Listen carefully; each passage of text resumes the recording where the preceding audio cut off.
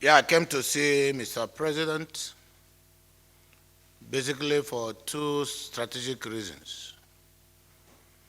One, as you are aware, the National University Commission has approved a medical school for Federal University of Technology, Owerri.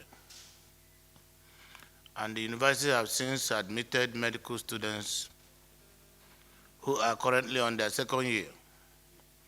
And any moment from now, they will be requiring a university teaching hospital to enable them start clinical training.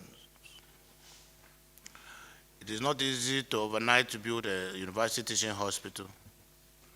I've approached Mr. President to approve that the Federal Medical Center Owerri be converted to Futo University Futo Teaching Hospital.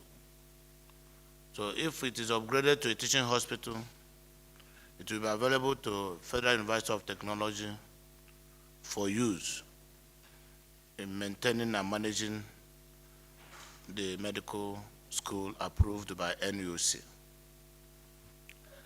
On second hand, you recall that Avanico College of Education, prior to 2015, was taken over by federal government. The process started under the regime of the late President Yaradua, completed by President Goodluck Ebere Jonathan. And in 2015, it was placed on hold. Now that the school have met with all the requirements expected of them, I've come to plead with Mr. President to direct that the hold be lifted. So Avanico College of Education will become Federal University of Education, Owerri. And I'm so excited that Mr. President gave me the assurances that these two requests will be approved. He didn't mention the name of the person facing trial. Okay. He's facing trial in the United Kingdom. It's an allegation, and of course, the best place to say whether it is correct or it is not correct is the law court. And he is before the law court. And of course, whatever support we will give is to ensure that justice prevails. In the same manner, as brothers and relatives, we sympathize with the situation. We're giving him also the necessary support at our disposal. But we will also allow justice to prevail. I have no doubt in my mind that he's a man of integrity. He's a man that we can trust, and he's not known to have committed any crime, to the best of my knowledge, in Nigeria. We were in the Senate together, and he's a man I have a very high opinion of, and I have a lot of respect for him. By the grace of God, I trust the justice system in Britain. I'm sure, and I'm almost convinced, that he will be free by the grace of God. Are you a member of my party? Why do you want to, if you are not, why do you want to cry more than the bereaved? I think that even the media, I want to use this opportunity to invite you people to prioritize our area of interest. First, the mood of the country today is not about who the candidates are. The mood of the country is that 2 years ago or 3 years ago, we were producing 2.1 million barrels of crude oil every day. And for over 12 years, that has been our main source of foreign exchange. Suddenly, because of the activities of those who are our anti-national interests, we've lost over 1 million barrels and barely managing to produce 1 million. I think we should rise in unison to condemn the activities of crude oil theft by anti-Nigerian interest groups and bring back the economy of the country. Because you have to have a country first before you have a president. Look at the quantum of banditry going on in Nigeria today.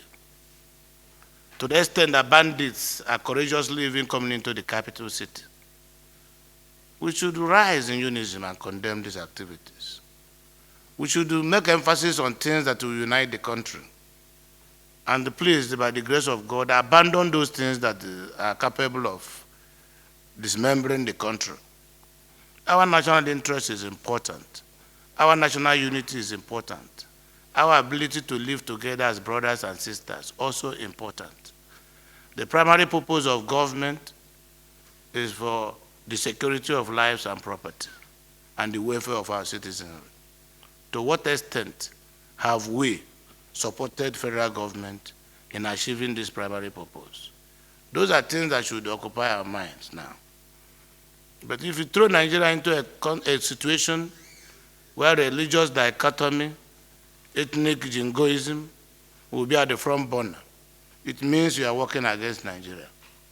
So let us allow political parties who have chosen their candidates, no matter the religion where they come from, to go out there and campaign. It is left for the electorate to reject the ticket by not voting for them, or accept the ticket by voting for them. But we continue to make this in headlines. You are hitting up our polity unnecessarily. I want to beg you in the name of God, let us serve our country. Okay, let me start with the first question. Imo State is part of the southeastern states. It's one of the southeastern states. And I can tell you, I've played host to the US ambassador recently, not 3 weeks ago. I played host to the French ambassador. The Nigerian artists, I played host to them because one of them got married in Owerri. They had even their party all through the night till the next morning. I don't want you to assess the security situation in Imo State only through the social media. I want to invite all of you to come and see things for yourself, because there is this wise saying that seeing is believing. So I'm inviting you to come to Imo State and see that it's a place that is safe and secure. The second question on the Governors Forum and the $418 million, the matter is currently in court, so it's sub judice. I don't think I want to dabble into it, being a lawmaker like you people know. The third question from, is it? Nation. On the economy and the statement of World Bank. Even 25 years ago, before 1999, World Bank has always said Nigeria will break into pieces. And today Nigeria has been not broken into any half piece. This country is loved by God, and our faith in God has been keeping this country. We have had friendly enemies as partners, both internationally and nationally. But yet, Nigeria continues to exist. There is nowhere in the world you will go and the gas station you will see is not Shell, ExxonMobil, Texaco overseas, all the major oil producing countries.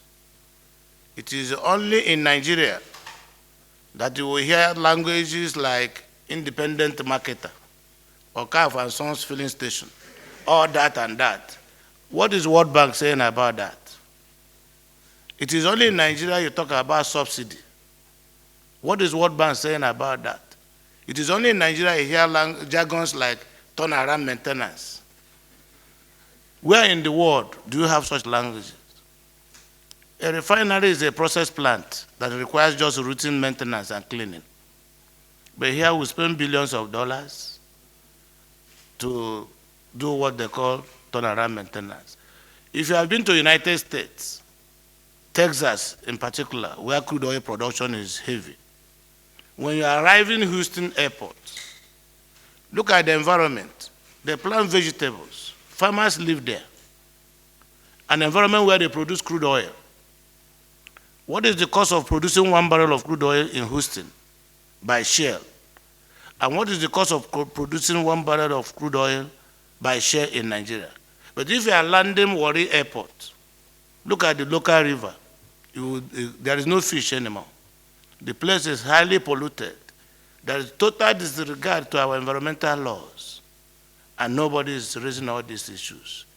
Rather, what we want to occupy ourselves is knowing a party that has Muslim ticket and a party that has Christian ticket. So they are making mockery of us. And if we don't rise up and address our challenges, nobody, I repeat, nobody will do it for us. We have to define our country. We have to identify collectively our national interests so that collectively we can also defend it. This is my talk. I rely, our own bank is Central Bank of Nigeria, and we are going to look up to them to come up with the policies that will protect and secure our economy. Thank you. To our economy. And a thief is a thief, no matter his class. So the process that will address the issue of crude oil theft will identify those behind it, irrespective of their class. And for me, I don't see any profile that will make a criminal not to be a criminal. All that we pray is the repentant mind to believe in the country and save the country the agony of this criminality. So it is something that is very serious. As a matter of fact, it is something that government must take very seriously. Nobody should be an scapegoat. Whether your profile is high, whether you're a medium class profile or low profile, you are considered a thief to national treasury. And commensurate punishment should be meted on such an individual once identified. So we condemn in its entirety all those perpetrating this crude oil theft and those financing and sponsoring it, because they are enemies of the country. If you have read the electoral law in Imo State and the ISEC law, the first thing to do if you want to conduct local government election is to appoint sole administrators for a period not exceeding 60 days.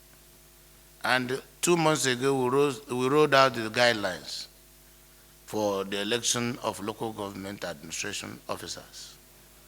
And we just want in, like you just said, sole administrators who will now midwife the process. By next week, the political parties who already have met will start selling their forms. And the process has started. So very soon we'll conduct the local government election on or before November this year. Have that addressed your affairs? Thank you. Well, the campaign is like somebody taking his product to the market to sell. And we'll have a candidate. Of course, you know the pedigree of our candidate. All of you were here in 1999, and you all know how Lagos was, Lagos State. Because everything we do in life is determined by the type of foundation you lay. This was the man who led the economic foundation today that have given Lagos a very robust economy to thrive. He is exposed. He worked with a multinational oil company successfully. We have a very good product. It is left for us now to go in there and tell Nigerians the advantages of voting our product, voting our candidate. And I have no doubt in mind, wait, I think we'll soon go into campaign. And then you see the man come up with this manifesto. I'm certain. It's not about making noise. It's not about talking. It's not about trivializing things. Nigeria is a federation. And the earlier we begin to address issues and make appointments and elections on the basis of merit, the better for us. I came from the private sector to join politics. And as a capitalist, our interest in the private sector is how to make profit. And it is only those who understand the business and these ethics and techniques that makes profit. Our candidate is a successful man, both in the private sector and in the public sector. And when the time comes, we will cross the bridge. Thank you. Last one, okay? Okay, okay. Okay, okay, okay.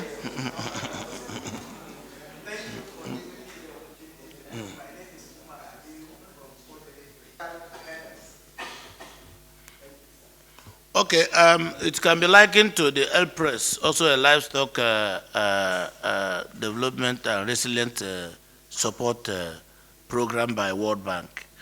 Imo State is one of the pilot states that is involved in it. Open grazing is different from random grazing. You understand? In 1999 in Imo State, we had already our law, a grazing law that have been there since 1999. There are established grazing routes and there are rules to follow to do grazing. And that law has never failed us. So, but people seem to mistake random grazing and open grazing. You graze openly, yes, but you must follow the routes. There are established grazing routes, and it has worked for us in Imo State. So, but we're in a situation where you come to graze, you graze in the market, you graze everywhere, you graze there. There is no regulation. We have a regulation in place in Imo State that is working. And that regulation will enable us to benefit from the federal government policy on livestock. I think that takes care of your question. Okay. Okay. Only Gloria didn't ask question.